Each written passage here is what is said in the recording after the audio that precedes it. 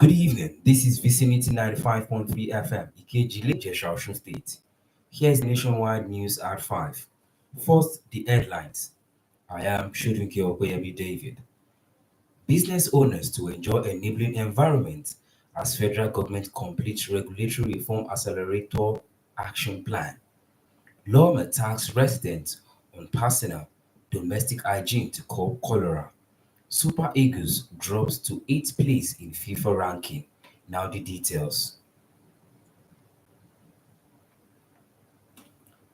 The Presidential Enabling Business Environment Council says it has wrapped up its 3-month-long regulatory reform accelerator action plan. The move is aimed at improving Nigerian business environment.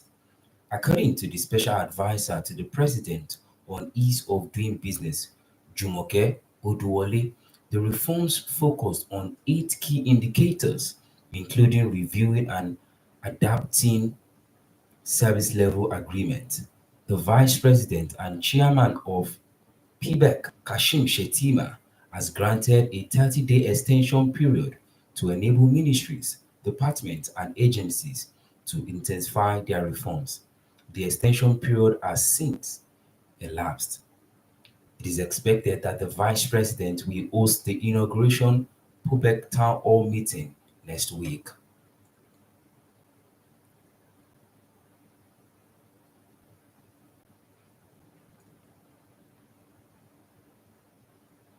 President Bola Tinubu and his South African opposite number, Cyril Ramaphosa, has held a bilateral meeting in Johannesburg.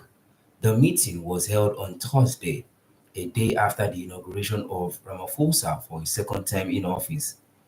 Details of the meeting were not immediately made public. President Tinubu, however, noted that the inaugural speech of President Ramaphosa captured most of the challenges faced by African countries and the need for more collaboration among leaders and citizens to provide solutions. Lagos State Governor Babajide Olusola Sanwo-Olu has assured Lagos residents, business owners, and religious tourists of adequate security in the state. Governor Sanwo-Olu gave the assurance when he received the president of Nigerian Baptist Convention, Reverend Israel Akanji, and his entourage at the Lagos House Ikeja.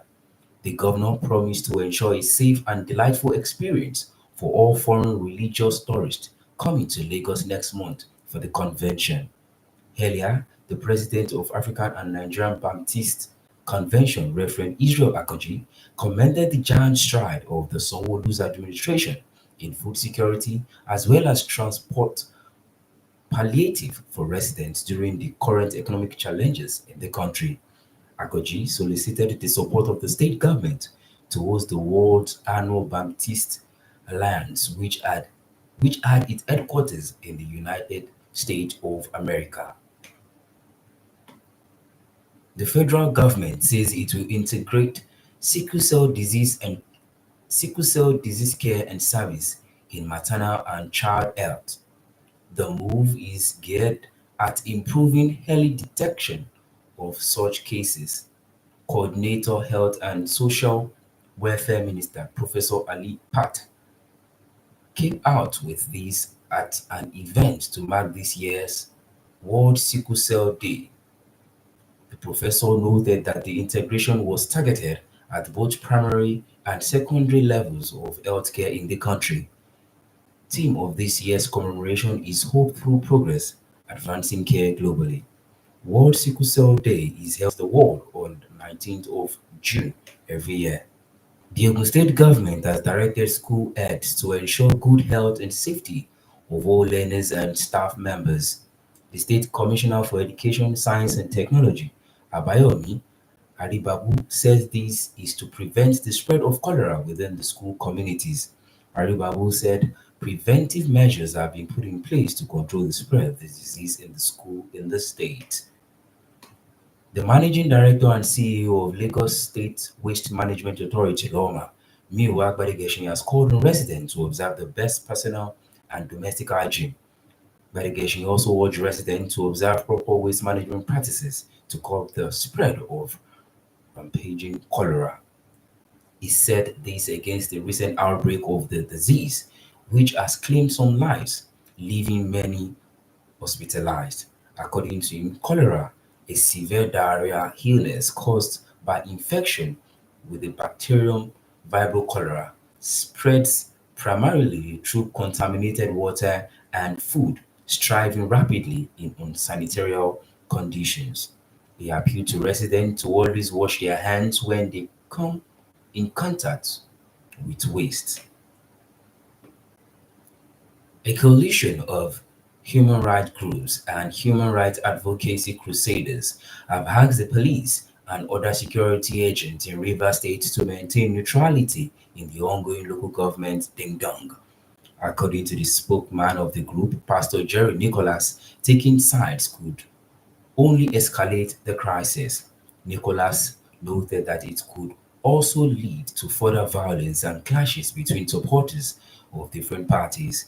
He sounded it loud and clear that the expiration of the tenure of local government chairmen and officials was no more political function, and the security agent must handle the matter as it is with care.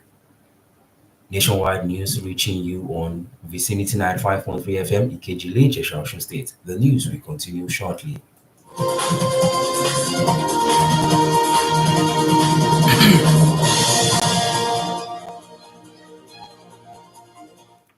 If you are aspiring for any political office, be mindful who will, who will claim to be a godfather.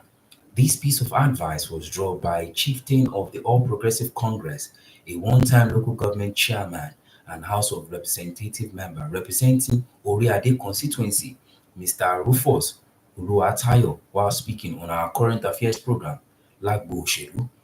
Uluwa- Uluwatayo cleared the air on the evils surrounding godfatherism in Nigeria. He speaks more.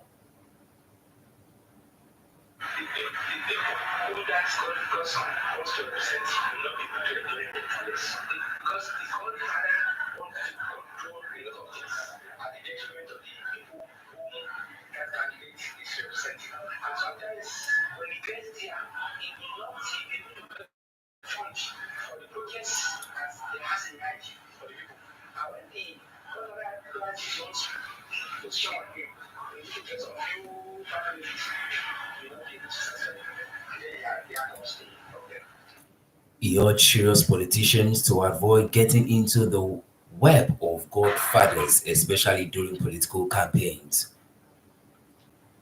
The Academic Staff Union of University (ASU) has asked the federal government to address the lingering issues affecting universities. The advice is to avoid another disruption of academic activities on campuses. The chairman of the Federal University Gashau branch in Yobe State, Melanie Abacha, outlined funding for the revitalization of Nigerian public universities and the renegotiation of the 2009 agreement among the major issues. Melanie also explained that the removal of fuel subsidy without credible alternatives has brought untold hardship on the people. He added that ASU will not want to compound the hardship with yet another disruption of academic activities. Amotekun Corps in Ondo State have arrested 48 suspected criminals for various crimes in different parts of the state. The suspects, the suspects, two of who are female, were apprehended for crimes ranging from armed robbery to kidnapping, attempted murder, burglary, bank fraud, cultism, theft, assault, disobedience to the anti-open grazing law in the state, among others. Parading the suspect in Akure, the commander of the corps in the state, Adetunji Adeleye, stated that all the suspects, some of whom were caught in the act, confessed to the crime. Meanwhile, Representatives Committee on Defense Jimmy Benson says the successes recorded in various operations across the country by the Nigerian military underscore the bravery, professionalism, and the unwavering commitment of the military personnel to safeguarding the nation. Benson expressed heartfelt commendation to the armed force of Nigeria for their remarkable achievement and steadfast dedication in recent time. He highlighted the numerous victories against insurgents, bandits, and other criminal elements that have threatened the peace and security of Nigeria. The federal government has requested an 18-month extension on the closing date of the World Bank's $800 million palliative loan to boost its social safety net programs. The request comes in the wake of the country's battle against rising inflation and economic challenges. According to the restructuring paper document on the project from the World Bank, the Nigerian government requested for an extension of the closing date of the project from June 30, 2024 to December 31, 2025. The report stated that about 3 million people and vulnerable households have benefited from the $800 million palliative loan. The Apex Bank had disbursed the loan to cushion the effect of recent government policies, such as fuel subsidy removal. And now some sport news. The Super Eagles are falling by 8 places in the latest FIFA ranking. The Super Eagles moved to the 30th position globally following a dismissal outing in the race for a spot in the 2026 World Cup. Nigeria lost to Benin Republic for the first time and had before then drawn South Africa. In FIFA's latest ranking released, the Super Eagles are now fifth in Africa, falling 2 steps behind on the continental pecking order. Morocco moved 1 place as the best team in Africa, placing 12th globally. The Nigerian Football Federation (NFF) has described an outright falsehood report in some online publications that the football governing body has slammed a ban on Super Eagles forward Victor Osimhen from the team for a social media outburst a few days ago. The NFF General Secretary Mohammed Sanusi said the federation has neither instructed or concluded any plan to ban the player from the national team. Sanusi said the Sanusi said the focus presently is to resolve all matters around the Super Eagles and look ahead with confidence to the 2025 AFCON qualifiers and the remaining 6 matches of the 2026 FIFA World Cup qualification series. He implored the media to join hands with the body to positively resolve all issues and focus on the bigger picture at all times rather than escalating certain matters. Just before we go, a quick look at the major highlight of the news.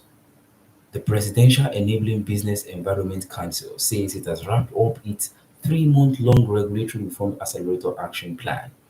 We also told you that the Managing Director and CEO of Lagos Waste Management Authority (LOMA), Miwa Badigeshi, has called on residents to observe the best personal and domestic hygiene. And he also heard that the Super Eagles are falling by 8 place in the latest FIFA ranking.